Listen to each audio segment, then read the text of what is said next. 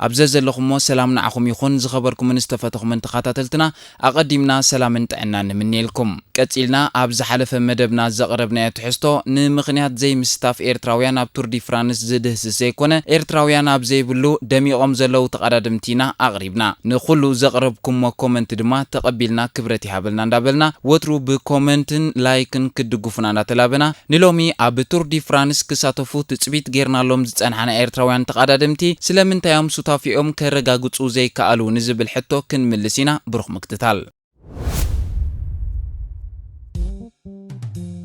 سينما سمري كابيزي رابيزي حيلنا للنار فلتت حبوز دستا صحاب سنيت رفتا نفصل النهار سينما سمري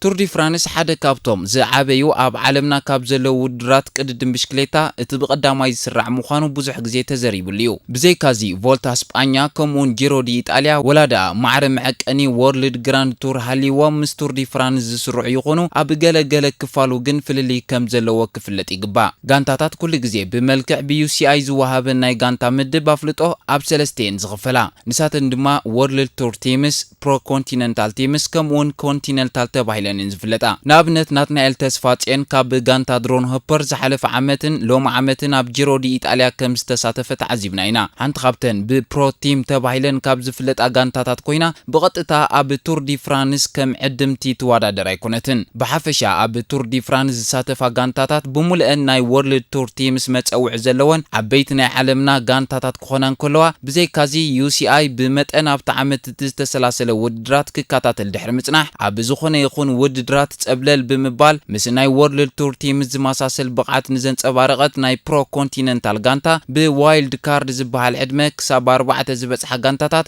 اب تور دي فرانس كساتفا يفقديو እዚ ማለት ግን ናብ ወርልድ ቲም ተሰጋጊረን ማለት አይኮነን እንታይ ደኣ ካብ ካልኦት ናይ ፕሮ ጋንታታት ጸብለል ብምባል ዘመዝገበኦ ነጥብ ተራዩ በቕዓተን ንምርግጋጽ ተባሂሉ ዝወሃበ ናይ መዋዳደር ዕድል ጥራዩ ስለዚ ዘይምስታፍ ኤርትራውያን ኣብ ቱር ዲ ፍራንስ ብናትናኤል ክንፍልም እንተዳ ኮይና ናትናኤል ብናቱ ጸገም ዘይኮነ ጋንቱኡ ናይ ፕሮ ቲም ጋንታ ብምዃና ዘይምስታፍ ጋንቱኡ ንናትናኤል ክጸልዎ ንቡር ስለዝኾነ ጥራዩ ድሮን ሆፐር ስለምንታይ ኣብ ቱር ዲ ፍራንስ ክትሳተፍ ዘይከኣለት ንዝብል ሕቶ ድማ ጌና ኣብ ፕሮ ቲም ምህላዋ ጥራይ ክኸውን እንከሎ ተወሳኺ ኣብ ጂሮ ዲ ኢጣልያ እንተገደደ ምስ ቀዳሞት 10 ዝበለጸ ጋንታታት ናይቲ ውድድር ኣትያ ነይራ እንትትኸውን ምናልባት ምበልና ነርና መበል 18 ደረጃ ብምሓዛግን ወላውን ኣብቲ ቢዩሲአይ ትወሃቦ ናይ ምስታፍ ዕድል ክትረኽቦ ኣይትኽእልንያ ካልእ ቢንያም ስለምንታይ ኣይተሳተፈን ዝብል ሕቶ ቢንያም ከም ትቀድም ሕጂ ኣብ መደብና ዝሓበርናዮ ባኣጉኡ ኣብ ቱር ዲ ፍራንስ ከም ዘይሳተፍ ሓቢርዩ ፈለማ ቢንያም ኣብቲ ኣብ ጂሮ ዘንጸባርቆ ሓያል ብቕዓትን ዝተጓናጸፉ ዓወትን ብዙሕ ሰብ ኣብ ቱር ዲ ፍራንስ ነተዓወት ክደግሞ ትጽቢት ገይሩ እኳ እንተነበረ የግዳስ ቢንያም ከም ዘይሳተፍ ምስ ሓበረ ግን ዝበዝሐ ግምት ዘይመሳተፍ እዩ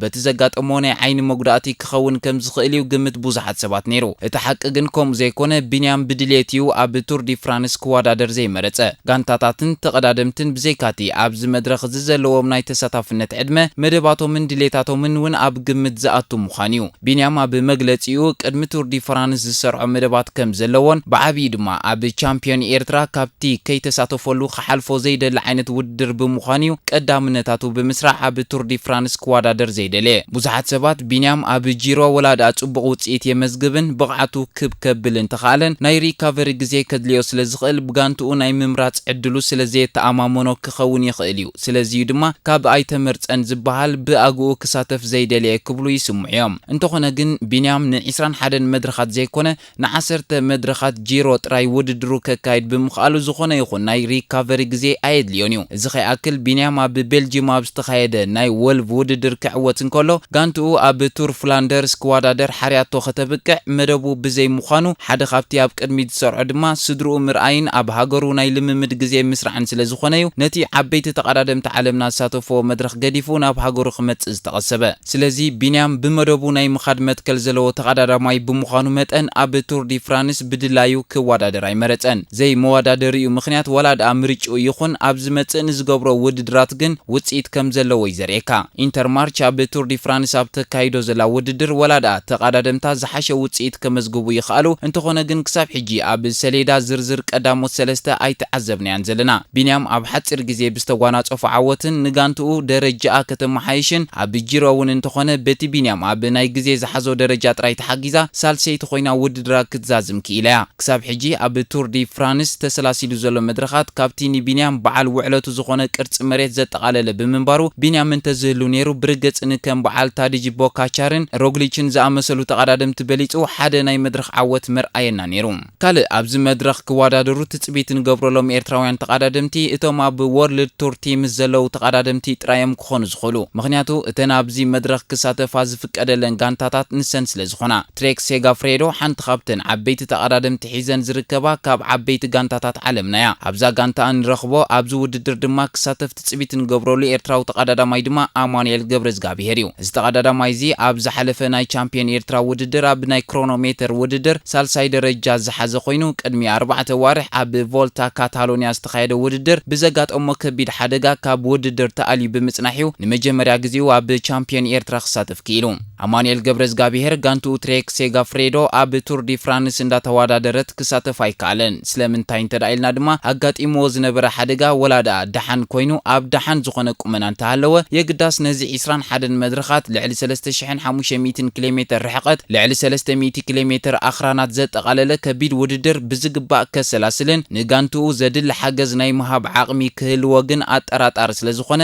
ብምርጫ ኣባላት ቦርድ ጋንትኡ ክሳተፍ ኣይተፈቕደሉን ቅድድም ብሽክሌታ ኩሉ ግዜ ናይ ጋንታ ዳኣምበር ናይ ውልቂ ይኮነን ብፍላይ ኣብ ከምዚ ዓይነት ከቢድ ውድድር ሓንቲ ጋንታ ንኽትዕወት ውህድ ጻዕሪ ኣባላት እዩ ዝሓታ አማኑኤል ዝበዝሕ ግዜ ኣብ ጋንትኡ ምስ ቼዝ ራይደርስ ተባሂሎም ዝፍለጡ ምድብ ተሰላሲሉ ዝወዳደር ስለዚ አማኑኤል ሒዝዎ ዘሎ ቁመናን ብቕዓትን ነቶም ኣብ ጋንትኡ ናይ ግዜ ዝወዳደሩ ኣባላታ ኩሉ ግዜ ኣብ ቅድሚት ተሰሊፉን ዝሃደመት ጉጅለ ኣብ ምቕዳምን ንቮላችስታውያን ናብ ቅድሚት ናብ ምምጻእን ሒዝዎ ዘሎ ብቕዓትን ዓወት ጋንትኡን ኣዝዩ ወሳኒ እዩ ምክንያቱ ናይ ጋንታ ዓወት ዳኣምበር ቱር ዲ ፍራንስ ናይ ውልቂ ዓወት ስለዘይኮነ ኣብ ቱር ዲ ፍራንስ ንኽሳተፍ ብጋንትኡ ዝምረጽ ተቀዳዳማይ እንተወሓደ ጥዕንኡ ኣብ ጽቡቕ ኩነታትን ከቢድ ማህረምቲ ኣብ ቀረባ ግዜ ዘጋጠሞን ክኸውን ኣለዎ አማኑኤል ኣብ ቮልታ ካታሎኒያ ሓደጋ እንተዘይጋጥሞ ነይሩ ብርግጽ ኣብ ጋንትኡ ብዘለዎ ደረጃ ተኣማማኒ ብቕዓት ኣብ ቱር ዲ ፍራንስ ምስተዓዘብናያ ነርና ካልእ ጉዳይ መርሃዊ ቅዱስ እዩ መርሃዊ ጋንትኡ ሓንቲ ካብተን ዝዓብያ ጋንታታት ዓለምና ብምዃን ኣብ ደረጃ ወርልድ ቲም ዝተጸንበረት ብምዃና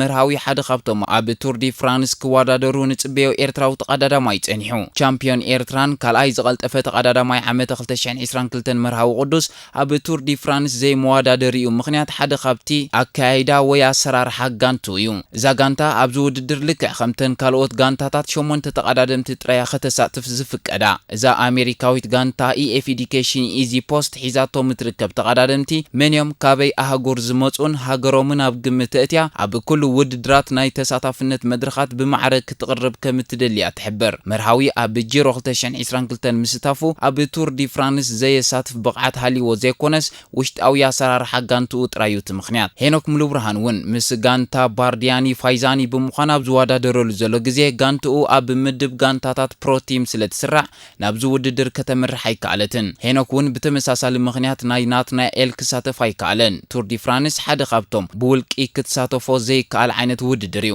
እዚ ድማ ዘየፍቅድ ኮይኑ ዘይኮነስ ኣብኡ ከይበጻሕኻ ብውልቂ ነዚ ውድድር እዚ ክትዕወተሉ ጥራይ ዘይኮነስ ክትዛዝሞ ዘለዎ ተኽእሎ እውን ኣዝዩ በዳህ እዩ ስለዚ ኤርትራውያን ተቀዳደምቲ ብብቕዓት ዘይኮነስ ብዝተፈላለዩ ምክንያት ኣብዚ ውድድር ክንዕዘቦም ኣይከኣልናን ዘለና ብርግጽ ናትናኤል ናብ ትሬክ ሴጋፍሬዶ ክሰጋገር ተባሂሉ ኣብ ዝሕመየሉ ዘሎ እዋን በቲ ሒዝዎ ዘሎ ብቕዓትን ቁመናን ኣብ ቱር ዲ ፍራንስ ምስ ረኸብናዮ ነርና ኣብ ሰዓት እዚ ኣብ ወርልድ ቱር ኣቴን ዝርከባ ጋንታታት ምስ ንጠቅስ ጃምቦ ቪዝማ ኩዊክ ስቴፕ አልፋ ኢኒዮስ ግሬናዲየርስ ዩኤኢ ቲም ኢማራትስ ባህሬን ቪክቶሪያስ ቦራ አልፔችን ፌኒክስ ግሩፓማ ኤፍዲጄ ትሬክ ሴጋፍሬዶ ኢንተርማርች ዋንቲ ጎበርት አስታና አክሪያ ሳምሲክ ዲኤስኤም ኮፊድስ ሙቪስታር ኢኤፍ ኤዱኬሽን ኢዚ ፖስት ባይክ ኤክስቼንጅ ሎቶ ሳውዳል ፕሪሚየር ቴክ ቶታል ኢንጂነሪስ ከምኡን ኤክስፕሮ ሳይክሊን ቲምያ እዚ እንዳኾነ ኣብዘን ጋንታታት ካብ ንረኽቦም ኤርትራውያን ተቐዳደምቲ ድማ መራዊ ቅዱስ ቢንያም ግርማይ ከምኡውን አማኑኤል ገብረዝጋብሔር ጥራዮም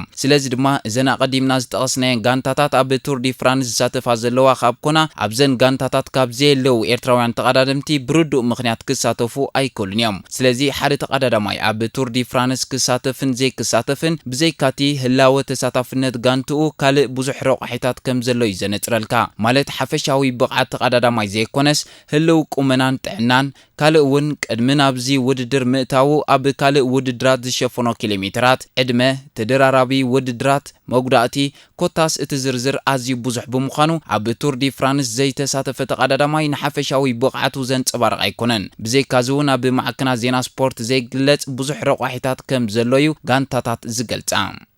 ባርከስ ንሎሚ ዝበልናዮ ትሕዝቶ ነዚ ስዕብ ይመስል ኣብ ዝቕጽል የራኽበና ስለምክትታልኩም ድማ ክብረት ይሃበልና ክንብል ንፈቱ